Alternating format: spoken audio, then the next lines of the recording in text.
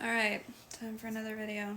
Interesting how in 2 Timothy chapter 3, Paul talks about the type of people to avoid at the end times. Now, people will become lovers of self. We see that with social media, obviously. Rude to parents. Egotistical, driven by lust.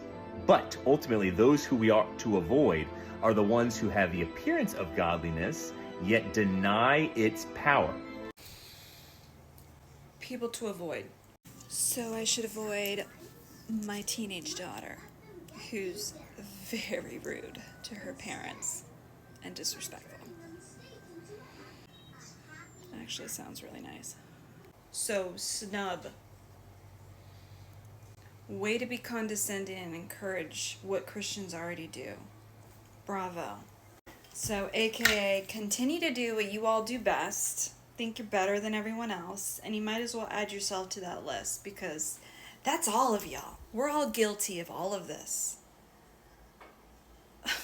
So, Pharisees, those who are trying to prove themselves, those who are whitewashed tombs, decaying from the inside because they are chewed up with ego. Look out, avoid these people, and don't become one by growing in a healthy devotional life, understanding Christ's grace on the cross, giving away your money and time, and then looking forward to Jesus' return.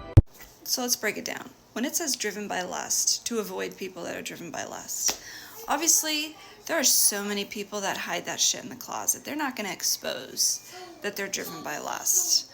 You know how many addictions people have that are driven by lust that you are none the wiser on? When it says that, I would presume that God's meaning someone who's constantly talking about check her out, check this person out, check this person out. Let's constantly talking about sex and objectifying the bodies.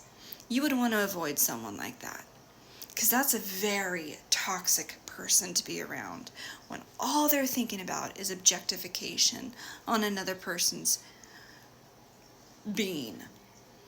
You would want to avoid that. Ego, another thing mentioned.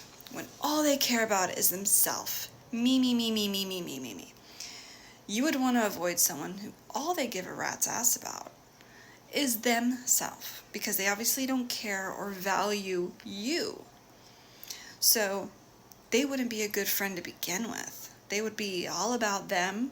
They wouldn't really care to concern themselves with things you might be going through.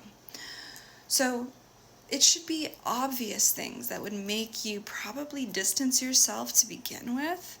So use your own discretion, your own wisdom on this one when the Bible says to distance yourself from these individuals.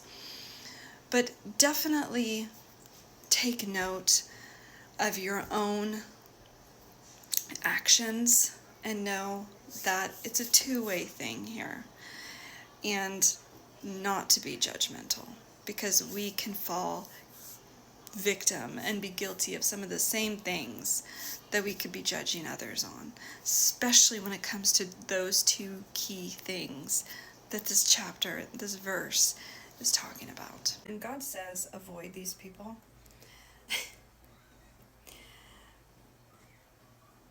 People will take this literally, verbatim, and then you will have people that think that are just, you create arrogant people. I have people that took verses like this to heart, and I know you know Christians that are the same.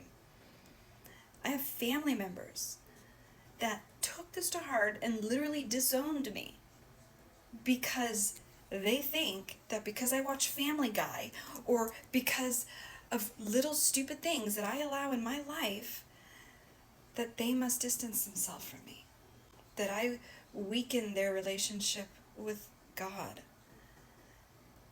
The arrogance that Christians have is insane.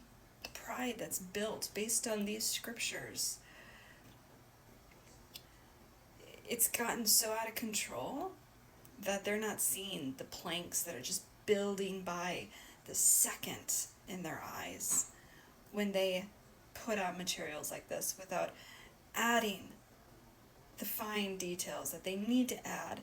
They need to add those fine details to these videos these days. especially people like this guy who is very popular amongst Christians.